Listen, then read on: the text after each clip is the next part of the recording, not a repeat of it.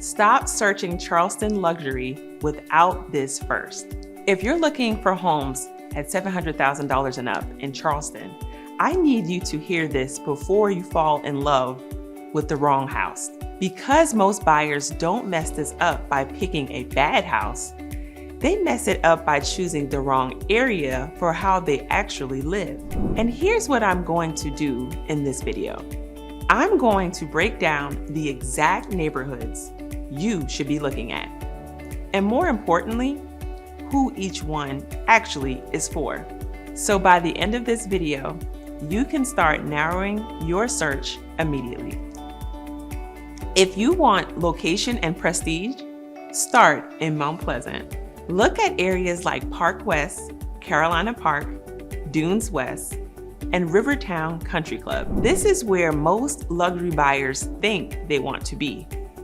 And for good reason. You're close to downtown. You're 10 to 15 minutes from the beaches. Schools are strong. Everything feels established and polished. But here's the trade-off no one says clearly enough. You are paying for location first. That means $700,000 to $900,000. You're often sacrificing lot size, newness, and sometimes overall square footage. So if your priority is convenience and reputation, this is your lane. If you want space and value, this can start to feel tight fast.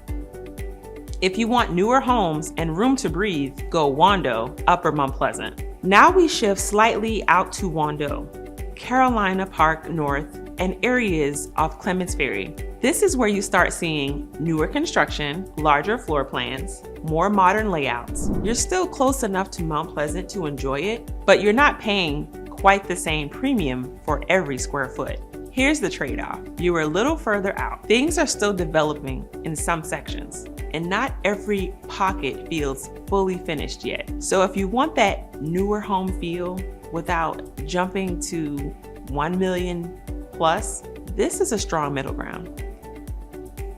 If you want space, amenities, and true community, look at Somerville, Cane Bay. This is where a lot of buyers get surprised. Look at Cane Bay, Nexton, and Carnes Crossroads. At $700,000, you can get significantly more square footage, larger lots, resort-style amenities, walking trails, pools, community hubs. This is lifestyle-driven living. But here's the reality. You are 30 to 45 minutes from downtown Charleston, depending on traffic. So the question becomes simple. Do you want proximity or do you want space and lifestyle? If you work remotely or don't need to be downtown often, this is one of the best value plays in the market.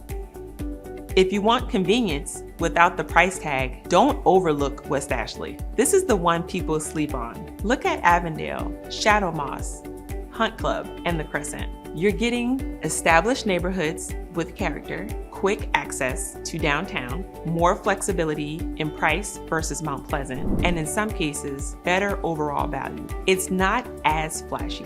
It does not have the same name recognition. But if your goal is shorter commutes, practical location, solid homes without overpaying for zip code, West Ashley deserves a serious look. Here's the truth about $700,000 homes in Charleston.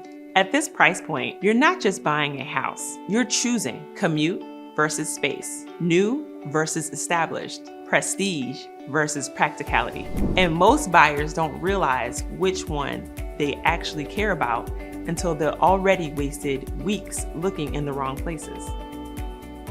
Here's what to do next. If you're serious about buying in the $700,000 plus price range, the next step is getting clear on which of these paths actually fits your life, not just what looks good online. Comment next steps or reach out, message me or call me. Let's narrow this down the right way before you waste your time in the wrong part of town.